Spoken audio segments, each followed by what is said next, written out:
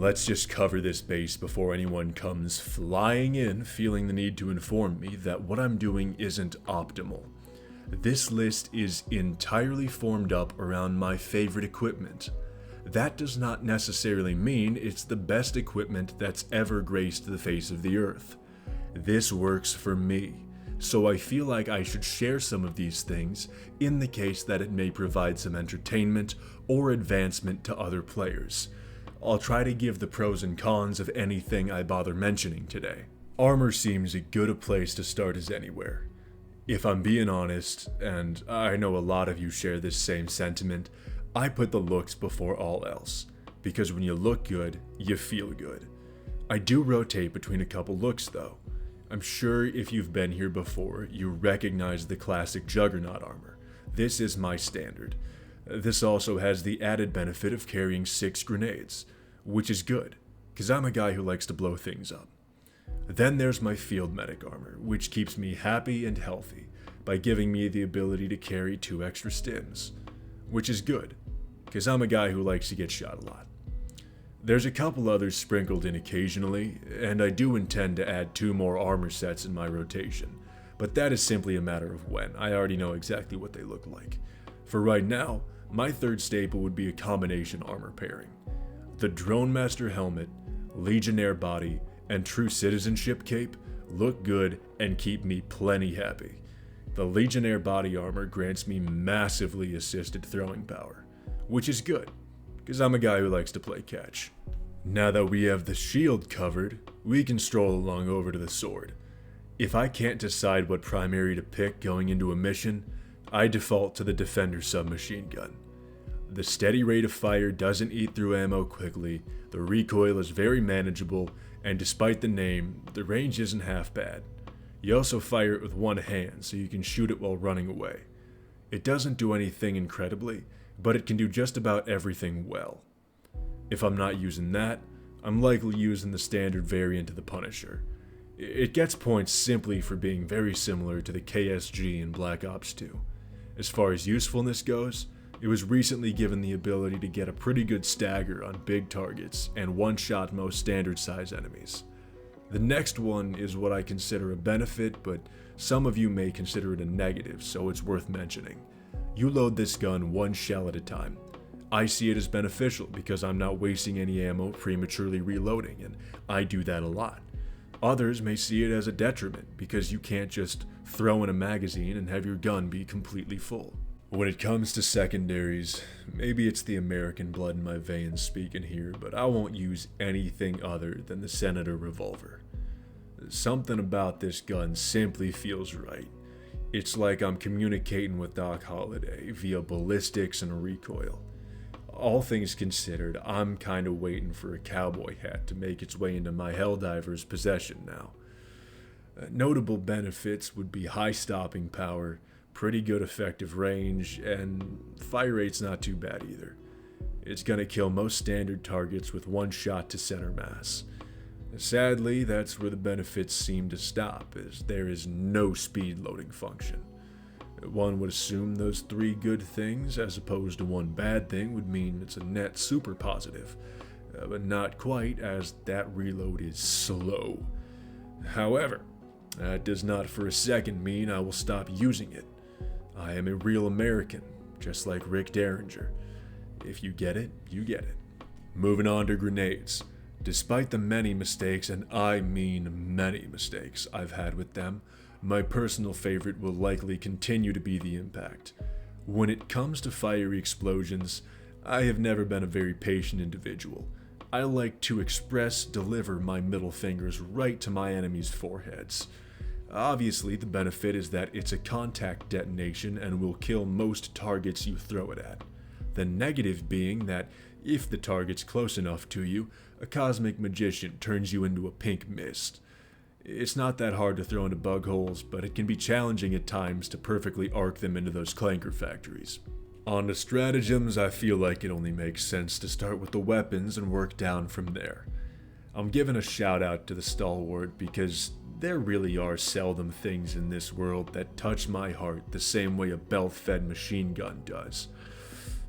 Ironically enough, it does an awful lot of touching my enemies' hearts as well. Hearts, lungs, kidneys, liver, possibly gallbladder, depending on what exactly the physiology of these roaches consists of. It does what every big-ass gun with a lot of bullets has done since the beginning of big-ass guns with a lot of bullets. It kills. And it kills a lot. And what it can't kill, it maims. It does this for a long time, and then you gotta stroll away and reload it.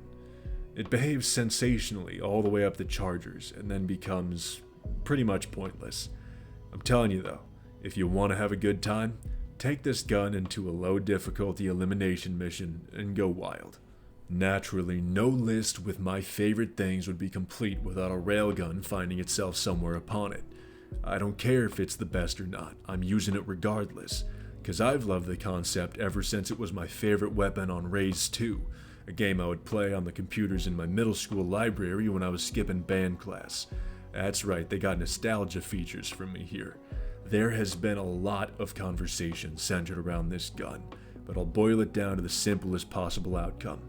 As far as clankers go, if you turn the gun onto unsafe mode and fire an overcharged headshot into anything the size of a Hulk or smaller, it's gonna die. As far as bugs go, a standard headshot will kill anything until you reach chargers. At that point, you change to unsafe, overcharge your shots, then hit it in the head or one particular leg until it pops. If it's still moving, shoot the opened flesh on said leg with whatever you feel like. The bad press about the railgun was purported by a bunch of drama queens who can't aim or cope with the fact that they should have been playing on an easier difficulty. Once again, as always, there's no shame in playing easier difficulties. I'm grouping these next three together on account of me using them for the same purpose. That purpose being, I want something very large to hand deliver a message to whatever afterlife or lack thereof they end up in. That message reads, and I quote, "Today you have made a mistake, but fear not, as you will never have to make one again." I am, of course, talking about the expendable anti-tank launcher, the recoilless rifle, and the spear. There's not much to be said about these other than make sure if you're using the spear, you're using it in a robot mission that tanks will be involved in so you can get adequate usage out of it. Also, make sure people don't mind that you will be using a lot of ammunition. As for the other two, it's not a hard concept. You point it at the big thing's face and turn I am into I was. I have completely changed my mind. This weapon is not fire and forget. This weapon is fire and have a series of horrific nightmares. Might as well cover backpacks now that we're here. I'm not a shield pack kind of guy. Never was, never will be. A wise man once said, the more crutches you have, the more it hurts when they're pulled out from under you. I'm sure a fair bit of us have seen just how hurt other people were. I don't know about you, but I have no intention of being in their commune. It reeks of tears and self-loathing. But I digress. The backpacks I do find myself using would be first and foremost supply packs. I find myself to be a bit of a lover and a fighter. What better way to do that than being able to give everybody, including yourself, a fresh supply of healing, bullets, and explosives? The only downside of supply packs is that you can't wear another backpack. Otherwise, it's a 100% benefit to everybody around. My other favorites are either of the guard dog backpacks. I don't notice a huge difference between the two, but I don't bring them on clanker missions, and I use the one that fires actual bullets on the roaches. It's a great way to thin hordes of enemies without having to do actual work yourself. Downsides being they always want smoke, so they will go fight patrols, alerting them to your position. Also, if you don't pay attention, you or a friend could get shot in the side of the head if you get in the way. Okay, kids, let's pop open these textbooks to our death from above portion. My personal favorite in the selection of any orbital attack would be the laser and rail cannon strikes.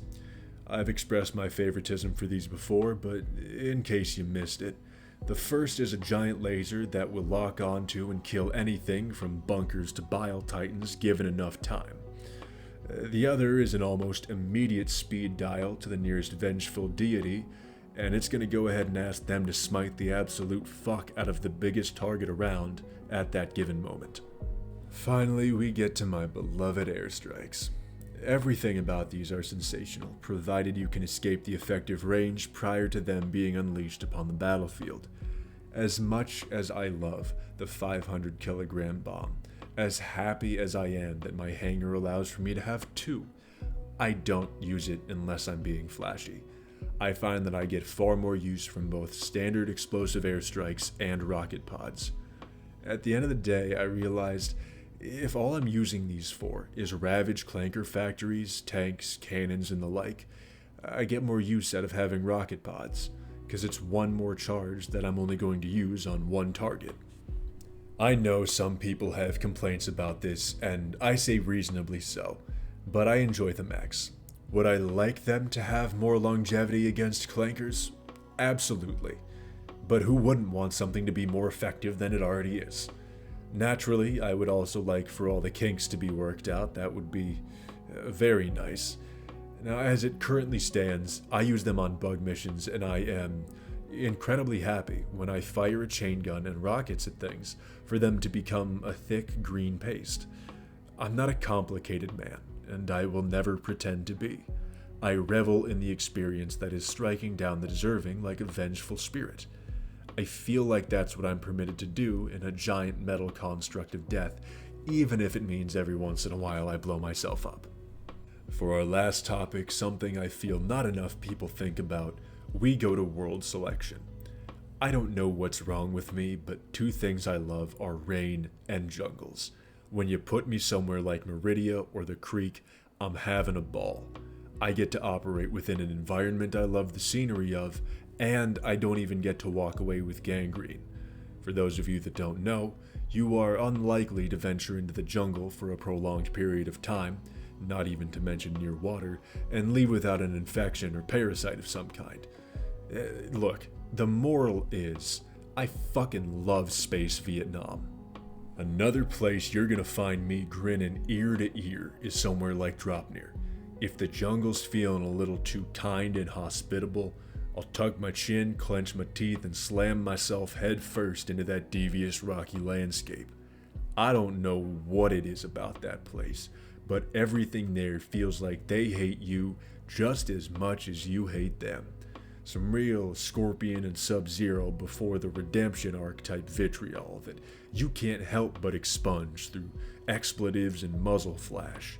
I know we're all about positivity here, but there's an aura to that place that is just plain mean, and it makes you want to absorb every bit of that attitude and give it back tenfold.